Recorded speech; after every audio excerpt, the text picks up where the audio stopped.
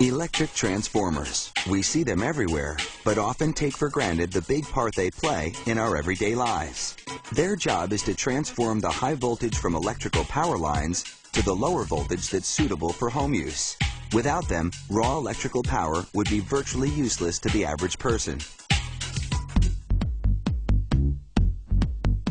Transformers are a critical part of modern life. But did you ever stop to wonder what's inside those canisters? To build a transformer, workers start by taking paper that's coated with epoxy glue and tape it to a wooden block. Next component, an 1/8 of an inch thick aluminum strip. It's a metal that can withstand the heat that a high voltage current produces. As the block is rotated, the paper and the aluminum strip are wrapped around it. An aluminum bus bar, called the low voltage lead, sends low voltage current out from the transformer.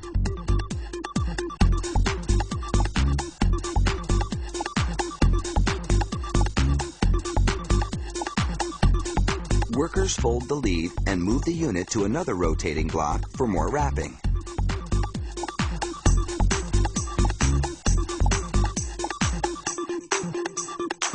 The insulating paper has epoxy glue on both sides. This glue will later melt and bond several components in place.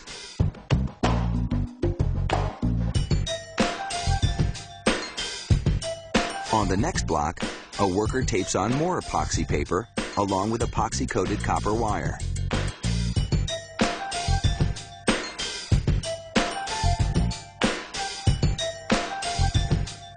He covers the paper.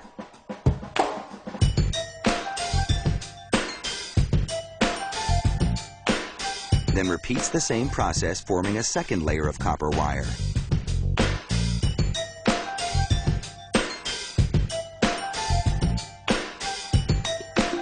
He solders a high voltage lead wire to the copper wire, then rolls yet another layer of copper wire.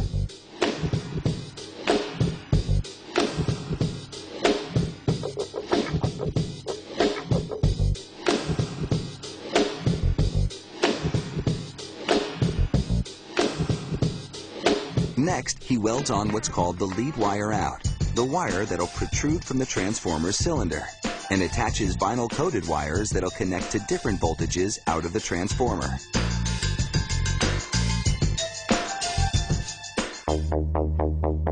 This completed unit is called the coil. Now, using electrical steel, workers build the transformer's other main component, called the core. The coil and core are tightly secured together with metal strapping, which will help to fix the assembly in the tank. Then it's into an oven, where they bake for 8 hours at 275 degrees. The heat improves insulation by removing any traces of humidity. It also melts the epoxy glue, fusing together the paper, the aluminum strip, and the copper wires. The assembly now goes into a steel tank. A rubber gasket is hammered around the perimeter, and a grounding wire is bolted on. Then 3 thermoplastic bushings are inserted. Workers connect the low voltage lead to the thermoplastic bushings, then bolt the bushings to the tank. They adhere an oil filling guide to the side of the tank, then position an automated filling machine. A machine fills the tank with mineral oil, drawing a vacuum to make sure the oil disperses throughout the coil and core. The oil is used for its thermal and insulating properties. An internal fault detector will alert maintenance crews if there's a short circuit. A worker runs lead wire through the thermoplastic bushing and secures it in place.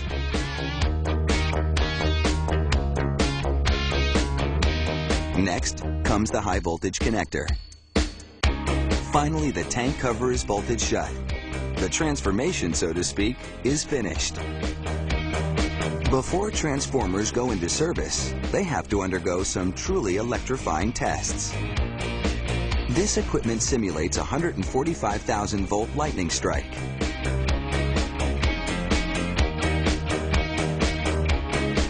Then it's into a water tank to test the transformer for leaks.